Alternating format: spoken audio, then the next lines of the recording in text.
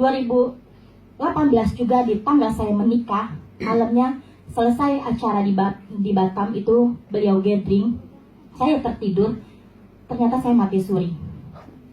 Tuhan menjemput saya dengan cahaya yang sangat terang di depan televisi dan mengatakan, Meiti, tugasmu sudah selesai. Saya dijemput Bapak Ibu dan saya tidak tersadar, ternyata jantung saya sakit. Saya cuma bilang sama suami saya, jantung saya sakit dan saya tertidur. Ternyata saya di bawah Tuhan dan berakhir nyawa saya di situ. Tapi saya menangis dan saya bilang, Tuhan, berikan saya waktu.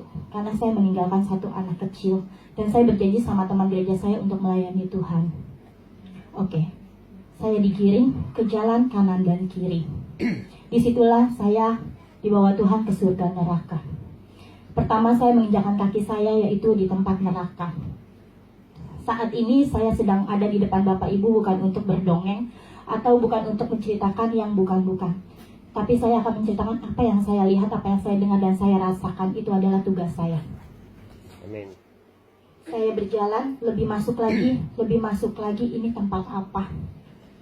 Maaf ya, neraka itu tidak seperti rapi seperti ini.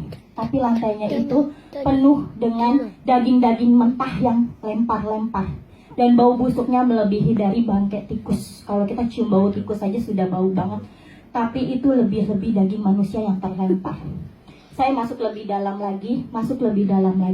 Di sebelah kiri itu orang berjerit-jerit. Ternyata firman Tuhan mengatakan itu benar-benar nyata.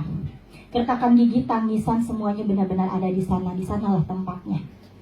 Di sebelah kiri itu ada telinga dipotong, bola mata terlempar keluar, lidah dipotong, gertakan gigi semuanya, tangan-tangan, kaki-kaki, jari-jari semuanya terpotong. Saya tanya, itu kenapa? Karena itu telinganya tidak pernah dipakai untuk mendengarkan firman Tuhan.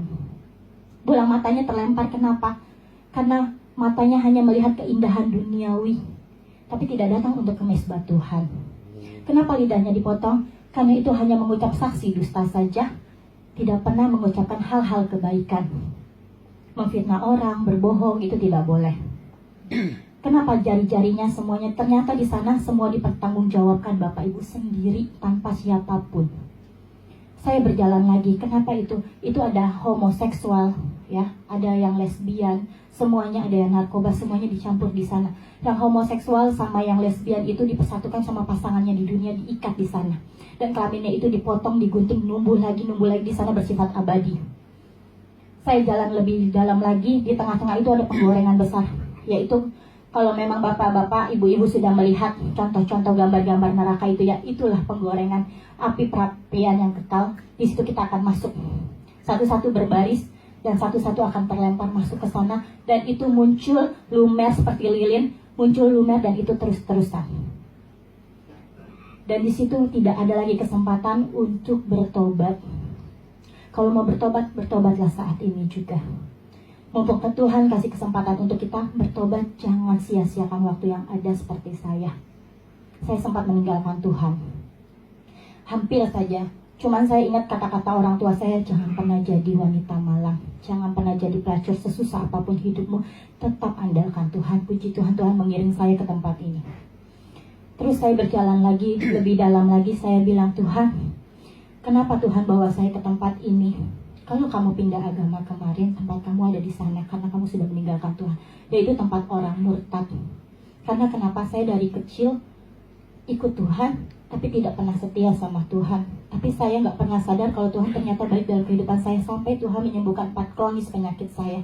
Saya baru sadar Tuhan Yesus nyata. Saya berjalan lagi, Tuhan, saya sudah tidak sanggup lagi bahwa saya keluar dari tempat ini. Saya benar-benar takut Bapak Ibu. Di sana itu benar-benar nggak ada lagi kata bisa keluar. Kalau di penjara masih bisa keluar, tapi kalau sudah di neraka abadi dan kekal.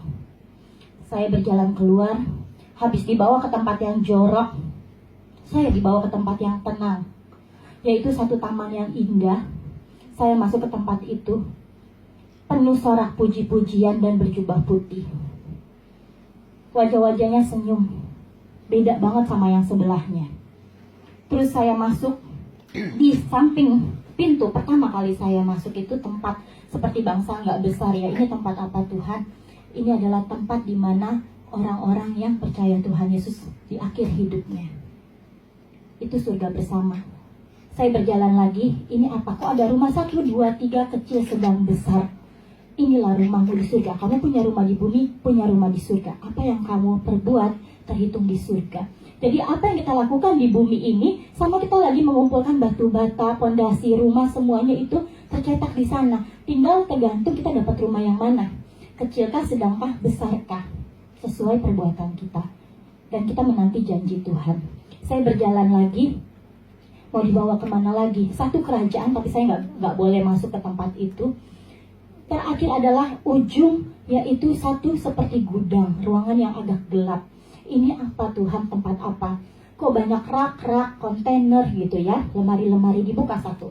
Ternyata apa yang terjadi Bapak Ibu, di sana ada ginjal, duk, duk, duk.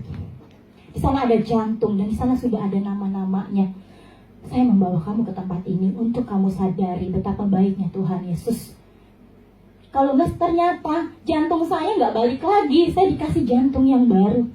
Saya dikasih usus yang baru melewati operasi tersebut. Saya dikasih paru-paru yang baru. Saya dikasih kesempurnaan tubuh yang perfect, kembali normal, lebih bagus dari yang sebelumnya. Saya dibuat sadar, oh Tuhan, ternyata Tuhan Yesus sudah menyediakan gudang-gudang surga di sana. Semua organ tubuh kita ada di sana. Tergantung kita percaya atau tidak. Tuhan Yesus, apa tugas saya? Kembalilah. Jangan sia-siakan kesempatan yang ada. Tugas saya adalah bersaksi. Tapi saya nggak bisa ngomong di atas mimbar. Saya bilang gitu. Biar Roh Kudus yang bekerja. Saya akan melanjutkan kuliah saya, yaitu di sekretaris. Tapi ternyata rencana Tuhan beda. Tuhan alihkan saya kepada kuliah teologi. Ternyata Tuhan mau membawa saya ke jalurnya. Sekarang saya sudah menjalani sekolah teologi. Dan Tuhan naikkan tingkat saya menjadi tangga yang baru. Saya bersaksi, memuji Tuhan, menjadi tim pemuji. Saya diizinkan Tuhan untuk mengabarkan firman Tuhan luar biasa. Bahkan Tuhan naikkan tingkat lagi untuk apa? Pelepasan. KKR, orang-orang yang merindukan Tuhan, orang-orang yang punya sakit penyakit. Kalau Tuhan mau pakai kita, benar-benar mukjizat ada. Amin. Siapapun itu, asal kita percaya, Tuhan bekerja. Demikianlah kesaksian saya.